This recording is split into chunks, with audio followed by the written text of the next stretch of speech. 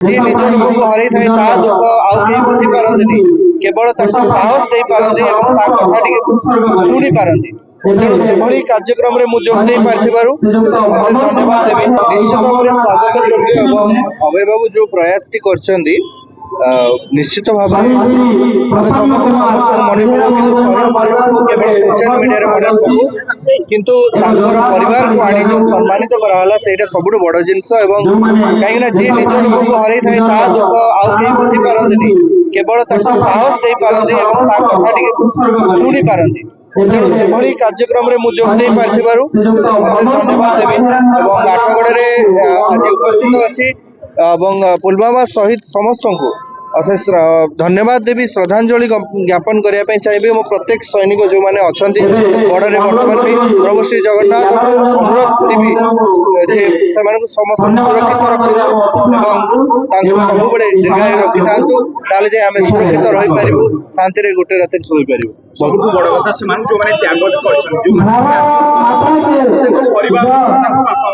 निहाती भाव स्वागत कहली ना से निज लोक किसी हर था कथा निज छड़ा किए बुझी पारती ना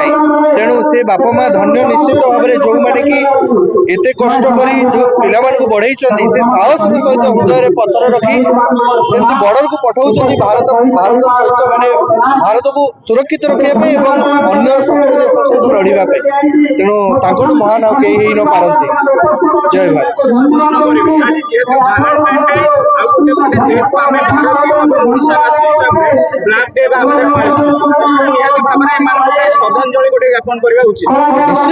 निश्चित भाव में आम जमी वैलेंटाइन डे को समस्त युवपीढ़ी सेलिब्रेट कर चाहिए जे आम युवपीढ़ी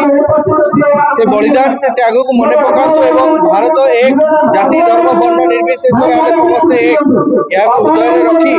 आग को बढ़ा 2019 14 फेब्रुआरी पर अनेक भारतीय वैलेंटाइन डे विश करने बंद कर सारी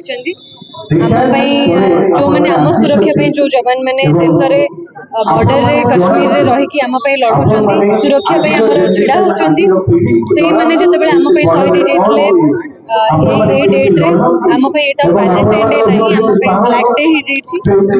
आज श्रद्धांजलि आठगढ़ से सब शहीद मान श्रद्धांजलि आज आठगढ़ अभय भाई एत सुंदर कार्यक्रम आयोजन करते सब शहीद मान श्रद्धांजलि जनई भर किसी जनकर परिवार वर्ग उपस्थित थे तो से समस्त को आम नमन चढ़ईचु। बहुत साहस दरकार थाए निजर पिला मानू देखा गोटे एमती जगार से जवान मान जो मैंने जानी शुणिकी निज माने निज फोर्स रे गोटे एमती जगार अच्छा जो जगार से देश कि निज जीवन को शहीद करदे तेणु से सब बापा माँ मानू से सब शहीद परिवार वर्ग मानू मोर नमन एवं आज से सब पुलवामा आक्रमण शहीद मान आम श्रद्धांजलि जनईचु से हृदय सब अच्छा एवं देश जो भल पाइबा से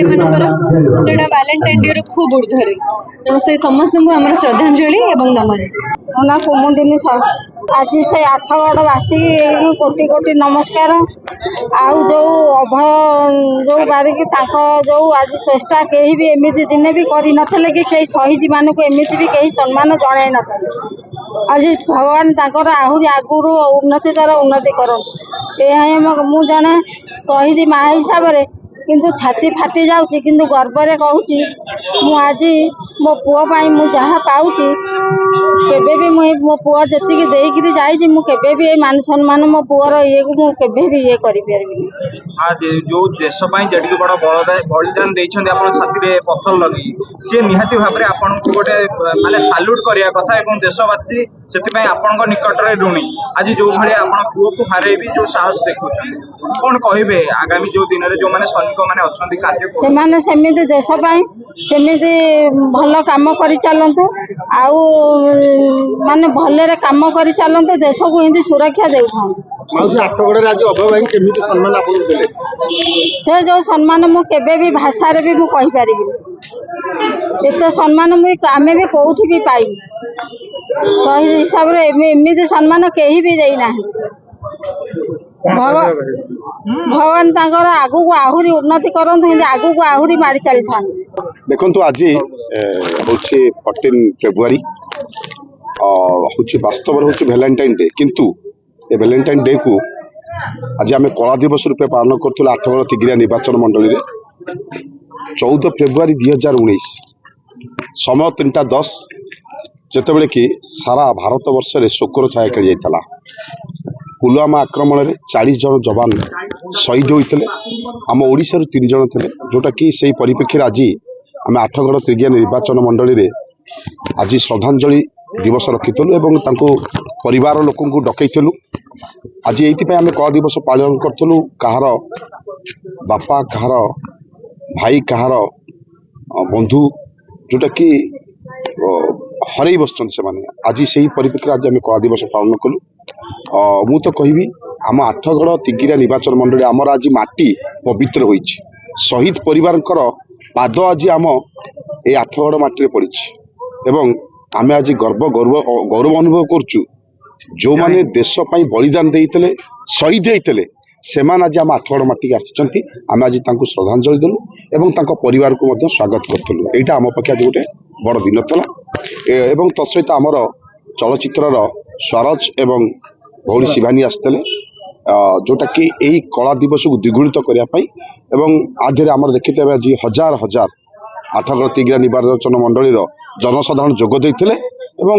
ଆଜି କଳା ଦିବସ ରୂପେ ଆମେ ଏଇଟା ପାଳନ କଲୁ।